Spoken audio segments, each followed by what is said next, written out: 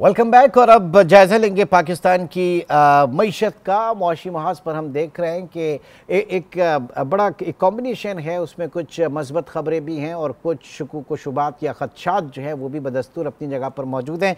Positive side की अगर बात करें तो उसमें सरफ़हरिस्त कहा जा रहा है कि जनाब इन्फ्लेशन जो है वो सिंगल डिजिट में आ गई है, फिर आपके रिज़र्व जो हैं थोड़ी सी बेहतर पोजीशन में है। साथ साथ जो पॉलिसी रेट है, शरह सूद जो है उसमें बड़ी नुमाया कमी हुई है, वो ऑल द वे 23% से इस वक्त 15% के ऊपर हुआ। तो इन ईयर 8% की कमी एक मीनिंगफुल जो है इस तरह से इस वक्त ये नजर आता है हुकूमत का।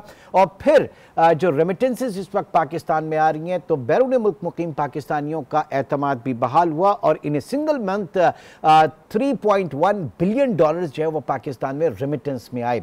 जबकि खदशात जो हैं वो अपनी जगह पर मौजूद हैं और उन खदशात में सबसे पहले 224 अरब डॉलर का जो बैरूनी पाकिस्तान के ऊपर है वो पाकिस्तान की आवाम के ऊपर एक बहुत बड़ा बोझ है। और फिर कुछ रेवेन्यू टारगेट्स जो मुकम्मल नहीं हुए, जिसकी वजह से अब एक बार फिर मिनी बजट के हवाले से बात की जा रही है। तो इस वक्त हम कहाँ खड़े हैं? Doctor Hafeez Pasha, former finance minister, इस वक्त हमारे साथ मौजूद हैं। डॉक्टर साहब, बहुत शुक्रिया आपके वक्त का।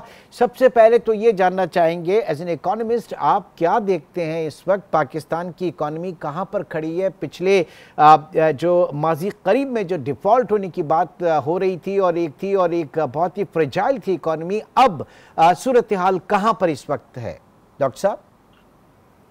बिस्मिल्लाहिर्रहमानिर्रहीम। देखिए, आपने जो आगाज में आपने जो बात की है वो मुनासिब है। तस्वीर में कुछ अच्छी बातें भी हैं और कुछ अभी भी परेशान कुन चीज़ें मौजूद हैं। आपने जिक्र किया है कि अफराद ज़र में नुमाया तौर पर कमी आई है, यकीनन इसमें कमी आई है और ये एक बहुत बड़ी कामयाबी, अल्लाह का शुक्र है। दूसरी तरफ आपने जिक्र किया है रेमिटेंसेस वगैरह में नुमाया तौर पर इजाफा हो रहा है, ये भी अच्छी बात है। मगर ये देखिए कि हमारे जो एक्सपोर्ट्स हैं और जो हमारे यहाँ जो फाइनेंशियल अकाउंट में इन्वेस्टमेंट और बोरोइंग होती है उसमें कुछ ख़ास इजाफा नहीं है, अलबत्ता कुछ कमी है। और रिजर्व्स के बढ़ने की वजह तो IMF से जो पैसा आया है और साथ साथ सऊदी अरेबिया वगैरह दूसरे मुल्कों ने जो साथ दिया है। अब मैं आ जाता हूँ कुछ चीज़ें अभी भी जो परेशान कुन हैं। सबसे पहले शरह नमू, यानी कि हमारे माशी हालात में किस रफ्तार से अब आगाज़ होगा। पिछले साल शरह नमू की रफ्तार 2.4% थी, जिसकी वजह से यकीनन बेरोज़गारी में इजाफा हुआ होगा बहुत। अब इस वक्त जो प्रोजेक्शन है वो 3.2% की है IMF की तरफ से, और पाकिस्तान की हुकूमत भी 3.5% के लगभग की टारगेट की बात कर रही है। मगर हो क्या रहा है?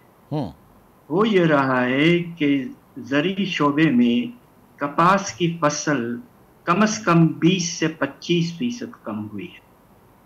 और दूसरी तरफ चूंकि अब हम कीमतें अपने किसानों को नहीं दे पाएंगे IMF के इंसिस्टेंस पर कि no procurement of support prices, तो इसके नतीजे में ख़तरा ये है कि आप ये देखें कपास की फसल बुरी तरह से मुतासिर हो सकती है, गंदम की फसल भी बुरी तरह से मुतासिर हो सकती है। अच्छा। लिहाजा एग्रीकल्चरल सेक्टर में ग्रोथ कम होगी और जल्द से जल्द कह दूं कि आपका लार्ज स्केल मैन्युफैक्चरिंग सेक्टर में भी शरह नमू अब मनफी है 1%।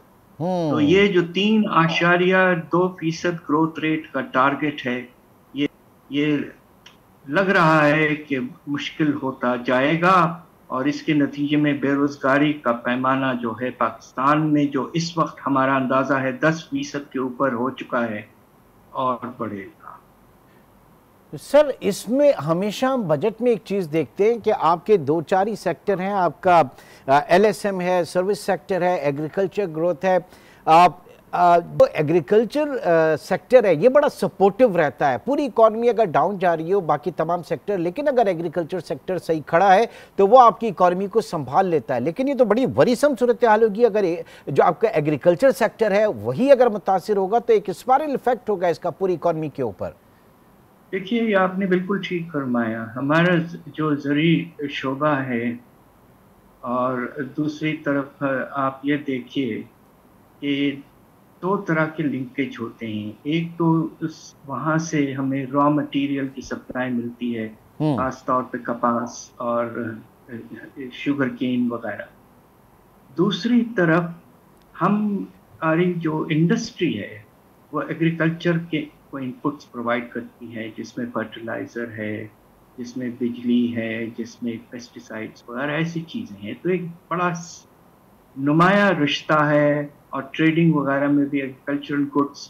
آفیشلی ہم کہتے ہیں کہ ایگریکلچر کا شیئر ہماری اکانومی میں 20% کے لگ بھگ ہے, مگر اگر آپ یہ سارے ٹرانزیکشنز اور لنکیجز ملا لیں تو اس وقت ہمارا اندازہ یہ ہے کہ 42% of پاکستان's economy is linked to agriculture. یہ بہت اہم اسٹیٹسٹک ہے اور آپ نے بہت مناسب بات کی ہے. 2% ڈائریکٹلی اور انڈائریکٹلی پاکستان کی اکانومی جو ہے وہ ایگریکلچر سیکٹر سے جو ہے وہ لنک کرتی ہے. اب پوائنٹ یہاں پر یہ آتا ہے کہ سر جس طریقے سے ہم نے دیکھا کہ شرح سود جس طرح سے بڑھائی گئی تھی تو مین آبجیکٹیو اس کا یہی تھا کہ حکومت کو پیسے چاہیے تھے, اور حکومت کو جب پیسے چاہیے ہوتے ہیں تو وہ شرح سود بڑھا کر تاکہ لوگ ایک سیونگز کے کانسیپٹ کے اندر جائیں, وہ اپنے بینکوں میں پیسہ رکھیں. اس کے علاوہ وہ جو سرٹیفکیٹس وغیرہ ہیں پاکستان انویسٹمنٹ بانڈ اینڈ فلا جو دوسرے بہبود سرٹیفکیٹ وہاں پر رکھیں اور وہاں سے حکومت لے کے وہ پورا کرتی ہے.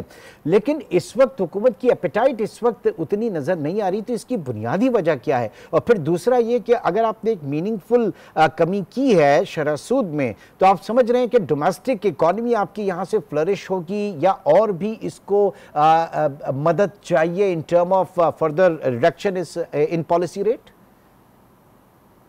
بات دراصل یہ ہے کہ ہم نے اپنے پالیسی ریٹ کو تاریخ کا سب سے بلند لیول پر لے کے چلے گئے تھے تقریباً 2 سال پہلے. آپ نے بالکل ٹھیک کہا, 22% تک پہنچ چکا تھا.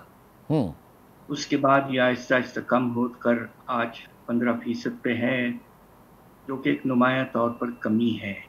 مگر مسئلہ کچھ اور ہے. مسئلہ یہ ہے کہ بینکوں کے کریڈٹ کا جو پیسہ ہے وہ بہت حد تک گورنمنٹ کی بوروئنگ پری ایمپٹ کر دیتا ہے. بالکل. ابھی آپ دیکھیے کہ اکتوبر کے اینڈ تک پوزیشن کیا ہے. ہمارے پرائیویٹ سیکٹر کریڈٹ کے ایکسپینشن میں صرف 4% اضافہ ہوا ہے, نامنل ٹرمز میں وہ بھی, یعنی کہ ریئل ٹرمز میں کمی آئی ہے. تو یہ جو آپ کا government borrowing drives out access to the private sector, یہ ہے بہت خطرناک وجہ کہ ہمارا پرائیویٹ انویسٹمنٹ آپ نے دیکھا ہوگا پچھلے سال 50 سال کے لگ بھگ کا سب سے گرا ہوا لیول پچھلے سال تھا. کیپٹل فارمیشن صرف 11.4% جی ڈی پی کے, جبکہ ایوریج ہمارا 15 سے 18% رہا ہے. یہ ہے پرابلم. اوکے.